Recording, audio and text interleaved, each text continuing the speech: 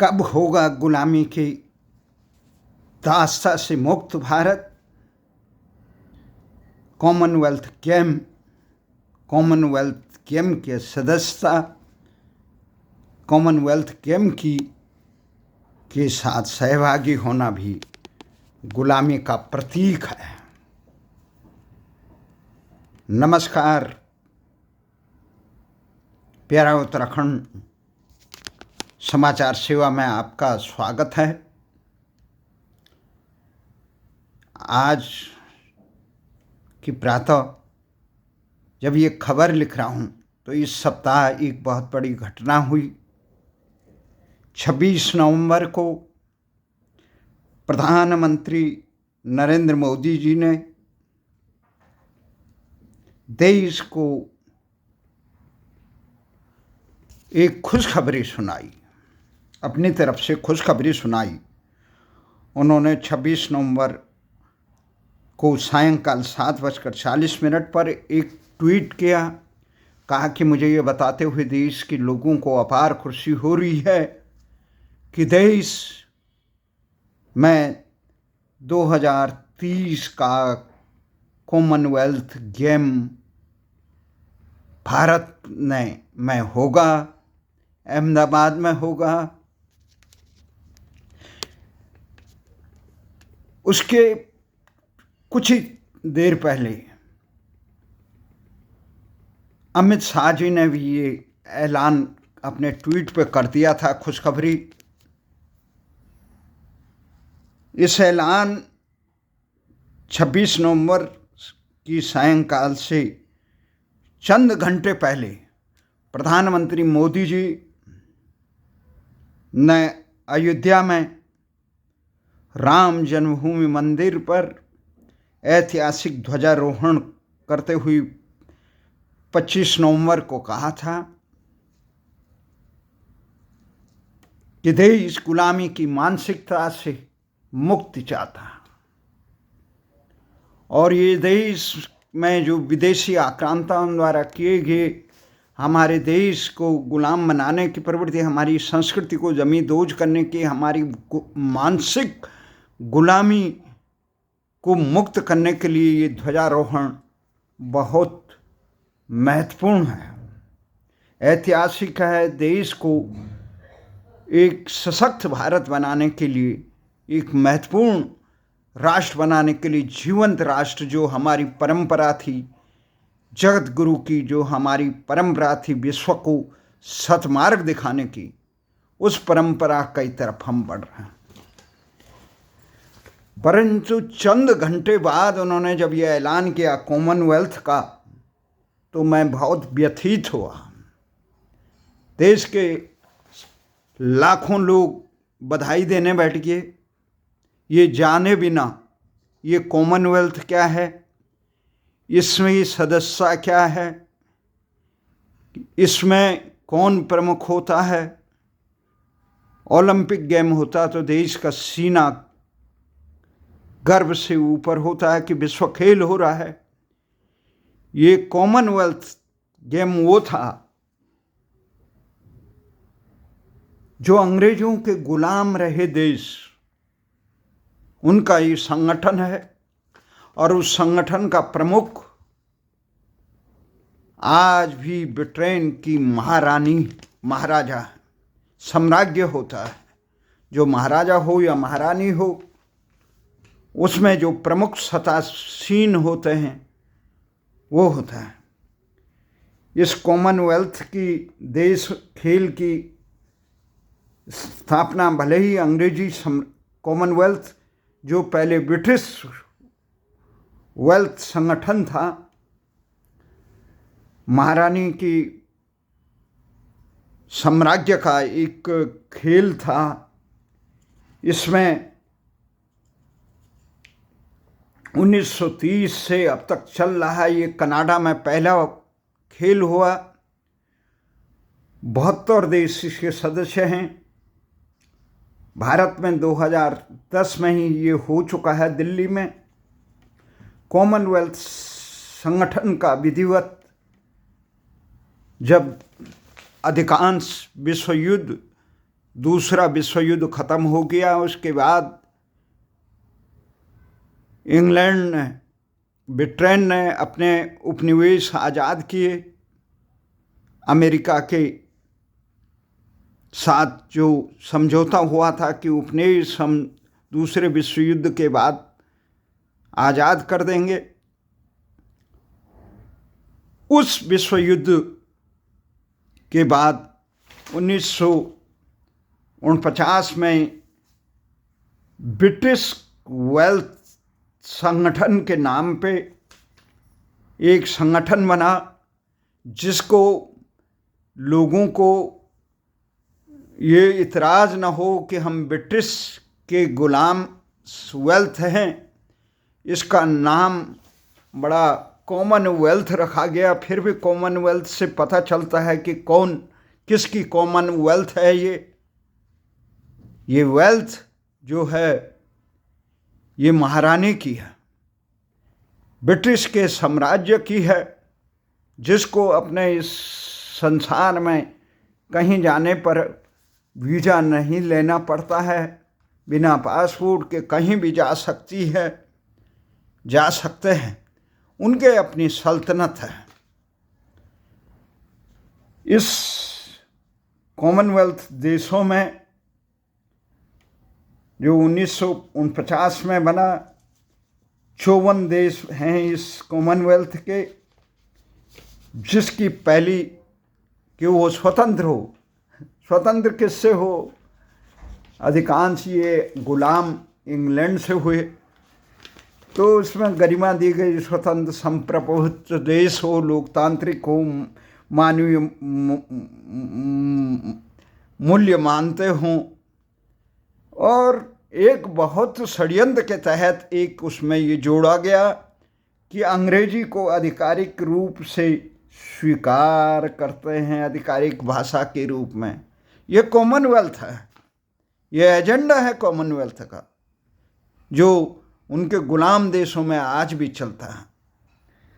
तो इस समय चार्ल्स तृतीय इसके प्रमुख हैं।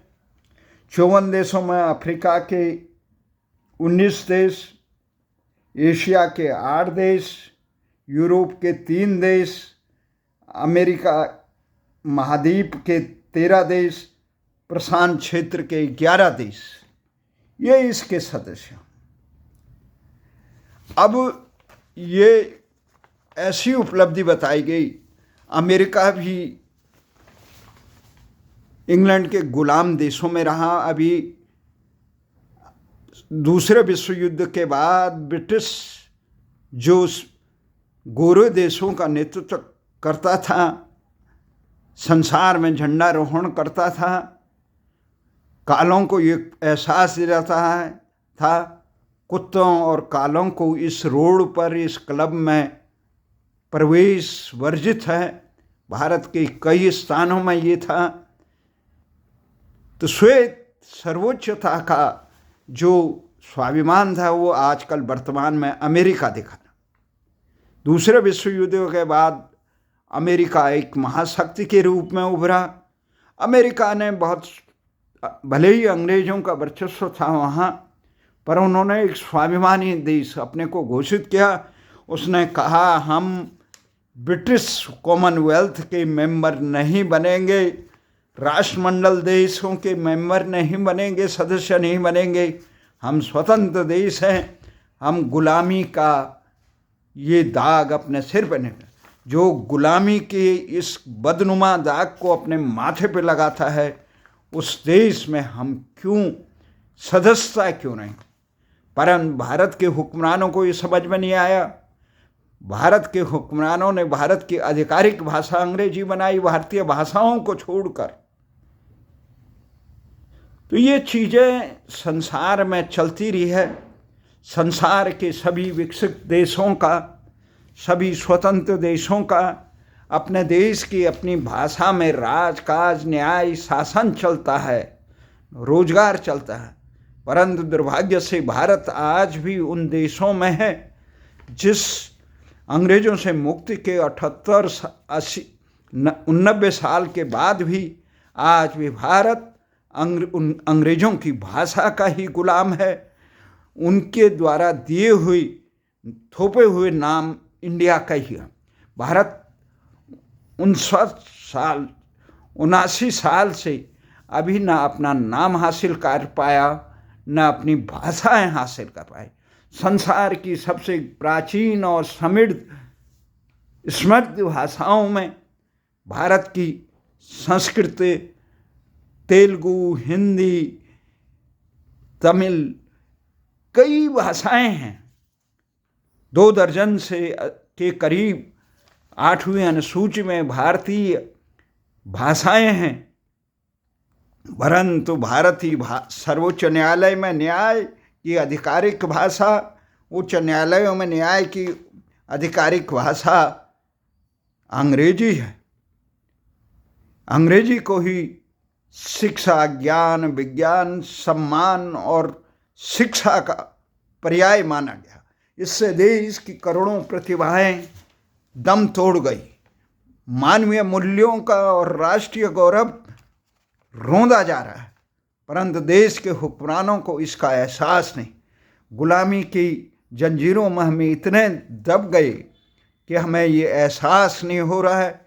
ये गुलामी भी इस प्रकार की, जिस प्रकार से कोई तोता पिंजरे में बंद पक्षी की तरह, उसे पिंजरा खोल भी जाए तो चारों तरफ घूमने के बाद उस पिंजरे में ही आ जाता है, तो उसे गुलाम मानसिकता है। मोदी जी ने बहुत मजबूती से सही कहा था कि गुलामी की इस मानसिकता को हम मुक्त करेंगे, संकल्प लिया था।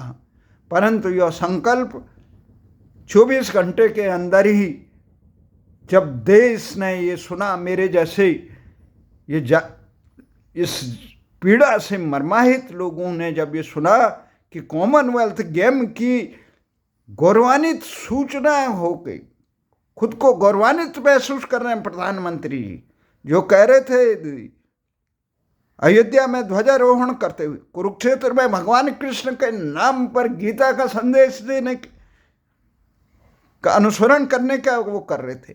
वो देश के विभिन्न कोनों में देश के सम्मान के लिए, देश के उसके लिए अपना पूरा वंश कुर्बान करने वाले, बलिदान देने वाले गुरु तेग बहादुर की स्मृति में मैं जब ये बोल रहे थे तो लग रहा था भारत जाग रहा है, भारत के अच्छे दिन आएंगे।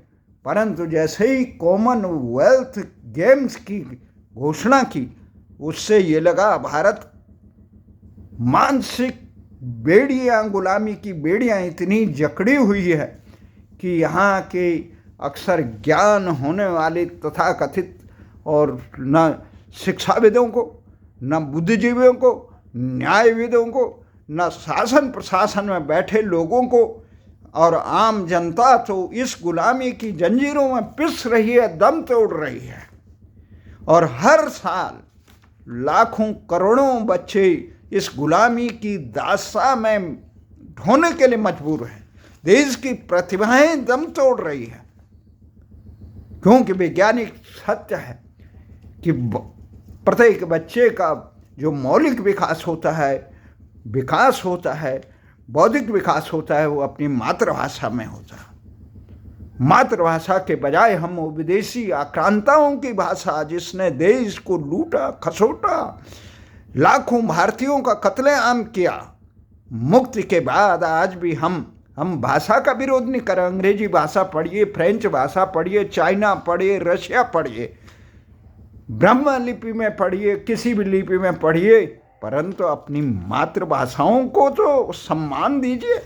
संसार का कोई भी विकसित देश ऐसा नहीं है। हम दम भर रहे हैं कि हम तीसरी अर्थव्यवस्था हो गई, विकास की कुचालय मर रहे हैं, महाशक्ति बन रहे हैं, विश्वगुरु बन रहे हैं। हकीकत क्या है? हकीकत ये है, हम गुलामी, मानसिक गुलामी, हम अपने देश की संस्कृति, अपने देश के सम्मान की जड़ों में मट्ठा डालने का काम कर रहे हैं। ये स्थिति हो गई है देश की।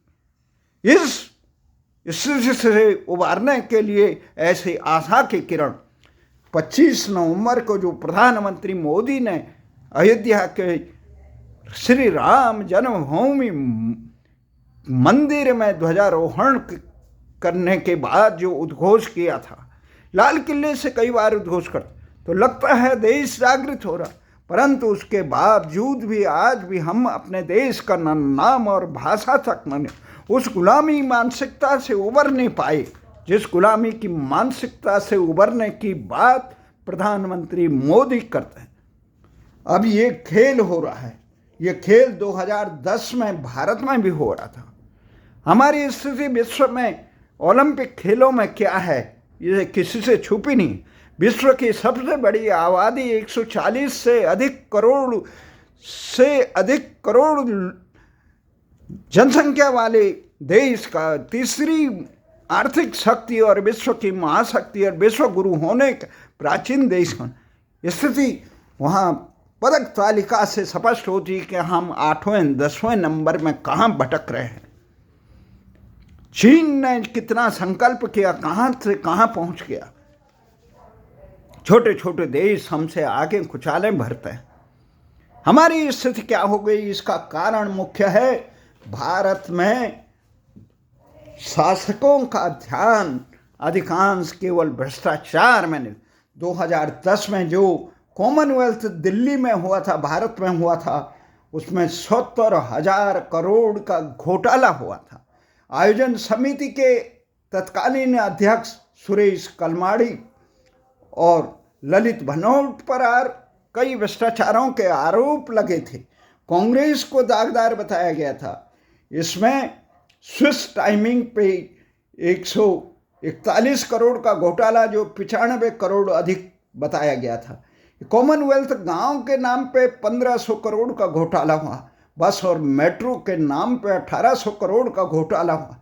कहा जाता है, दावे किए जाते हैं कि इससे पर्यटन बढ़ेगा, होटल व्यवसाय का होता है, परंतु ये लक्ष्य नहीं होता है। लक्ष्य ये होता है देश की पूरी व्यवस्था में नौकरशाहों और नेताओं का भ्रष्टाचार कितना किया जाएगा, कमीशन कितना खाया जाएगा।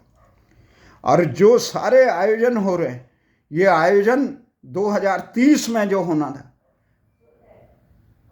है, ये इसके भारत के साथ नाइजीरिया में अबूजा में करना चाहता था, भारत अहमदाबाद में करना चाहता है, और सारे आयोजन गुजरात में हो। चीन का राष्ट्रपति आए, गुजरात ले जाया जाए। देश के सारे भागों को समान अधिकार, विकास की किरणें सभी जगह पहुंचनी चाहिए। आधिकारिक रूप से अमेरिका का ट्रंप आए या कोई भी आए, केवल गुजरात में जाए तो लोगों को एक प्रश्न खड़े होते हैं कि गुजरात ही क्यों। ठीक है, पहला तो वहाँ पे जिस प्रकार का आयोजन के संभावना है या जो मूलभूत सुविधा है, उसमें गुजरात के अहमदाबाद को चयनित किया भारतीय ओलंपिक संघ ने। ये तमाम चीज़ें हैं, परंतु इसमें सबसे बड़ी बात है प्रधानमंत्री जी, इसमें एक महत्वपूर्ण बात यह है कि ये गुलामी का प्रतीक है। आप कॉमनवेल्थ के सदस्यों बनना, पहले तो स्वतंत्र भारत का जरा विवेक होता तो कॉमनवेल्थ का मेंबर ही नहीं बनता। उसे ठुकराना चाहिए था अमेरिका की तरह, हम इसमें कोई सदस्य नहीं बनेंगे। हम स्वतंत्र राष्ट्र हैं, हमारे साथ जुल्म किए गए आक्रांता थे जो अपनी गुलामी को सर माथे पे लगाते हैं एक धरोहर की तरह, वो स्वतंत्र नहीं, मानसिक रूप से गुलाम कहलाते हैं। जैसे हम औरंगजेब के खिलाफ, मुगलों के खिलाफ, अत्याचारियों के खिलाफ हुंकार भर रहे हैं अब, तो ऐसे ही अत्याचार हम उनकी संतति के साथ नहीं, उनके कुकीर्तियों के लिए, जुल्मों के खिलाफ कर रहे हैं। हम वर्तमान ब्रिटिश के खिलाफ नहीं हैं, हम ब्रिटिश के उन साम्राज्यों के खिलाफ हैं जिन्होंने भारत को इस प्रकार से लूटा खसोटा और यहाँ के धन दौलत को ले जाकर अपने देश को समृद्ध बनाया। हम उन लुटेरों के खिलाफ थे, उन जुल्मियों के खिलाफ हैं। हमें घृणा नहीं, परंतु एक सबक सीखना था, और इस सबक सीखने के लिए देश को एक मानसिक रूप से स्वतंत्र होना चाहिए। आपका कितना बड़ा समृद्ध देश है, आप कितने बड़े संगठन देश है, ये महत्वहीन होता है। सोवियत संघ की तरह ढह जाता है अगर दिशावान नेतृत्व न हो, अगर दिशावान जागृत समाज न हो, भ्रष्टाचार के खिलाफ आवाज उठाने वाला समाचार जगत न हो, लोग समर्पित राष्ट्र के हितों को सर्वोच्च समझने वाले लोग जातिवाद, क्षेत्रवाद और दलीय दलदल में दलने वाले लोग न हो। आज भारत का दुर्भाग्य है कि वो गुलामी की मानसिकता में जकड़ने के साथ दलीय दलदल से लेकर क्षेत्रवाद, जातिवाद और भ्रष्टाचार में लिप्त है। इन चीज़ों से उबरने के लिए देश को जागृत करने की जरूरत है। जय हिंद, जय भारत।